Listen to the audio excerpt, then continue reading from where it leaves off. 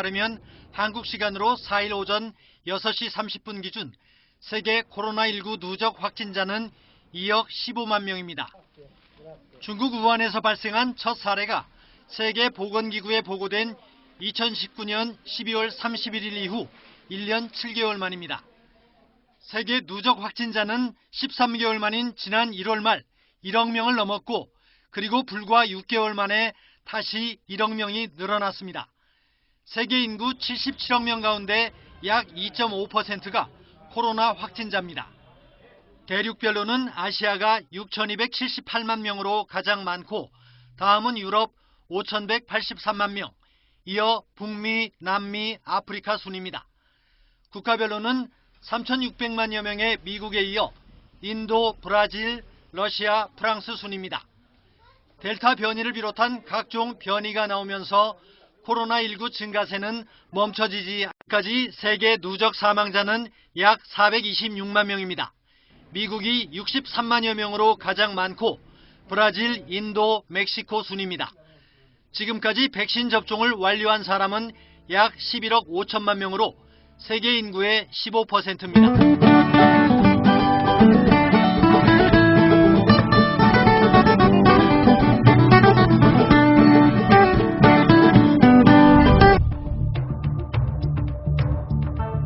될 수 있도록 하나님 그렇게 인도하여 주옵소서. 우리 같이 한번 우리의 모습 그대로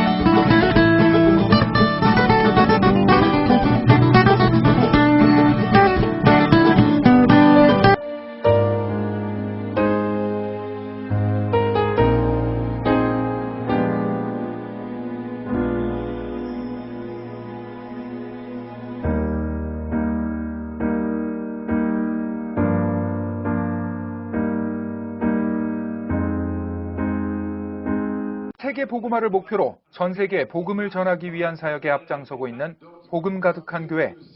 2005년 조성욱 목사는 5명의 교인과 교회를 개척한 후 세계 복음화를 위해 세계 각국의 현지 목회자들을 제자로 세워왔습니다.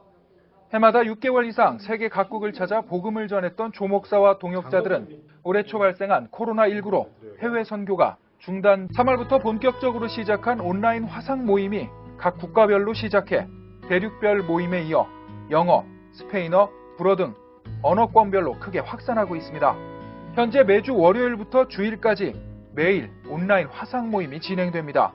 모임에서는 설교를 나누는 것은 물론 사역 보고와 함께 말씀을 묵상하며 스페인어권 사람들을 통해 이 나라들에게 복음이 전달되고 있다는 것을 또 한번 확인하게 되었습니다.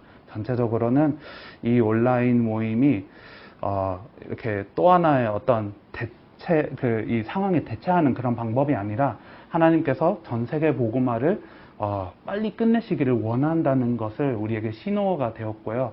또 이런 부분들이 계속 활성화되면서 세계 복음화가 아주 이렇게 크게 발전이 될 거라고 생각을 합니다. 조성욱 목사는 대면 사역은 멈췄지만 나라와 대륙 그리고 언어권별 비대면 온라인 모임 사역이 점점 확산하고 더 활발해지고 있다며 하나님께서 예비해 주신 동역자들과 함께 당대 세계 복음화를 이뤄가기 위해 최선을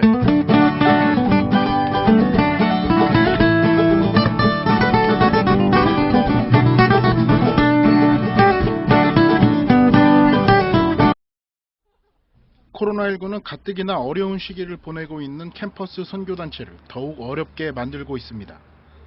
2000년대 초중반 성장의 시기를 보냈던 캠퍼스 선교단체들은 2010년대 들어와 학령 인구의 감소, 개신교에 대한 반감 등으로 성장. 코로나19는 누구나 처음 겪는 일이라 어떻게 사역을 진행해야 할지 캠퍼스 선교단체들은 막막하기만 했습니다.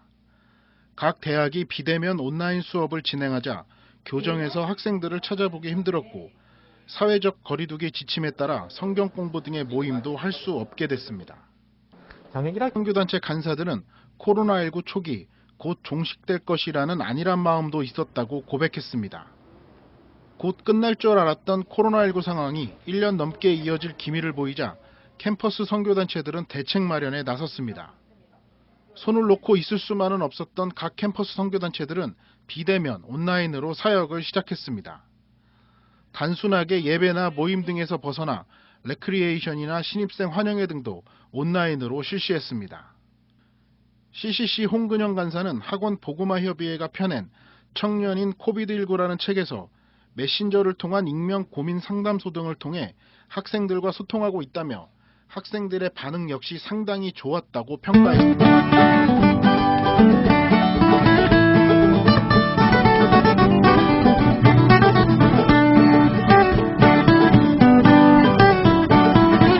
코로나19 사태 초기 당황하던 캠퍼스 선교 단체들은 빠르게 비대면 온라인 사역으로 방향을 틀었습니다. 온라인 예배를 둘러싼 논쟁은 캠퍼스 선교 단체에는 사치였습니다. 예배나 성경 공부뿐만이 아닌 게임이나 친목도 온라인에서 온라인 사역은 시간과 공간에 구애받지 않고 언제 어디서든 할 수 있다는 장점도 있습니다. 아무래도 이제 어떤 장소가 국한되지 않으니까 어디에서든지 간단하게 접속해서 함께 모임을 할 수 있었던 점이 좀 편했던 것 같습니다. 비대면 온라인 사역이 캠퍼스 선교단체에서 없어서는 안 될 중요한 사역 가운데 하나가 된 겁니다. 20대 초반의 대학생들은 이미 인터넷 강의 등으로 온라인과 비대면에 익숙해져 있기 때문에 빠르게 자리를 잡을 수 있었습니다. 그럼에도 아쉬운 점은 있습니다.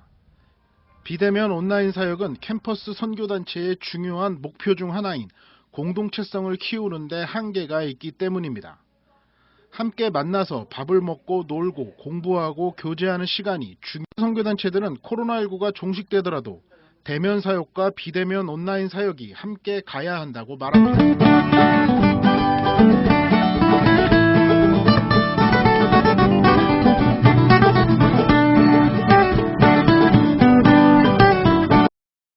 예배당에 들어가기 전 손을 소독하고 발열 여부를 확인합니다. 늘 오던 교회지만 등록교인임을 확인해야 입장할 수 있습니다. 예배당에 들어가서는 지정된 자리를 찾아 앉습니다. 모처럼 만나는 반가운 얼굴이 있어도 가볍게 눈인사만 할 뿐 예전처럼 손을 잡거나 포옹을 할 수도 없습니다. 코로나19 확진자가 급증하면 예배 인원이 제한돼 이마저도 어렵습니다.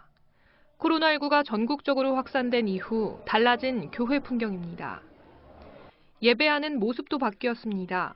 대부분의 예배는 온라인으로 전환됐고 대면 기도회나 소모임은 금지됐습니다.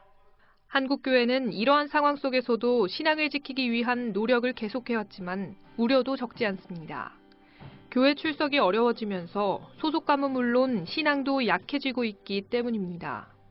실제 목회데이터 연구소가 지난해 10월 공개한 통계에 따르면 코로나 이후 주일 예배를 드리지 않겠다거나 교회를 가지 않겠다는 성도들이 5% 이상 증가한 것으로 나타났습니다.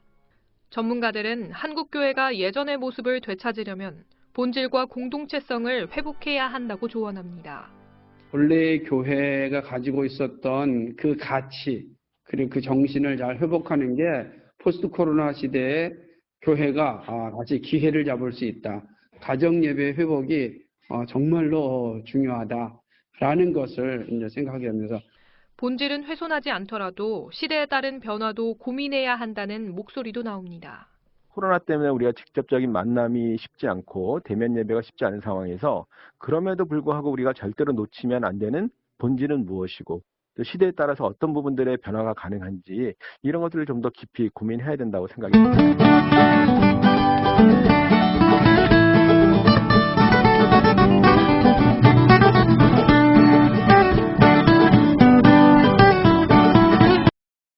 한 페이스북 페이지입니다. 아랍어로 된 페이지에는 복음과 관련된 콘텐츠들이 게시물에 올라와 있습니다. 성경에 관한 강해, 예수님의 생애와 관련된 영화, 복음을 쉽게 제시한 만화까지 다양한 콘텐츠를 제공하는 페이지에는 많은 사람들이 관심을 보입니다. 해당 페이지에서는 유료 광고를 통해 아랍권 사람들에게 콘텐츠를 전달해 영혼을 구하고 있습니다. 한 유튜브 채널입니다. 유럽에 사는 한국인들을 위한 청소년 온라인 홈캠프를 영상으로 제공합니다. 대한민국의 오늘날이 있기까지 역사적 사건들, 한국의 전통 음식, 교육 마술 수업, 성격 유형 검사까지 정체성을 잃어버리기 쉬운 해외 한인 청소년들에게 문화 콘텐츠로 정체성을 심어줍니다. 해당 채널에서는 다국어로 제작된 복음 콘텐츠들을 꾸준히 만들고 있습니다. 해외 사역자들과 현지인들을 자원으로 활용해 현지어로 성경 동화를 제작하는 것, 현지의 교육 전문가와 사역자, 한국의 영상 전문가들이 협업해 전 세계 다음 세대 복음 전파의 통로가 되고 있습니다. IT 선교 전문가들은 SNS 활용과 온라인 선교 플랫폼 구축이 선교의 대안으로 떠오르고 있다고 코로나 위기, 선교 위기를 기회로 받아들이는 발상의 전환이 돌파구로 제시됩니다.